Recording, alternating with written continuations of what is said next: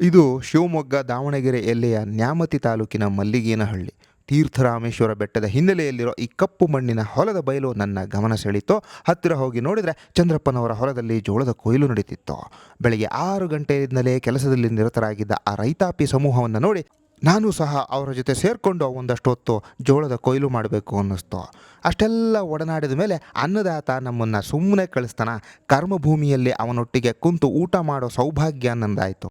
ಮಧ್ಯಾಹ್ನ 1ರ ಸುಡು ಬಿಸಿಲಿನಲ್ಲೂ ಕಾಯಕದಲ್ಲಿ ನಿರತರಾಗಿದ್ದ ಅನ್ನದಾತರಿಗೆ ಬಂದಂಥ ಬುತ್ತಿಯಲ್ಲಿ ಜೋಳದ ರೊಟ್ಟಿ, ಕಾಳಿನ ಪಲ್ಯ, ಅನ್ನ, ತಂಬುಳಿ ಎಲ್ಲವೂ ಬಂದವು.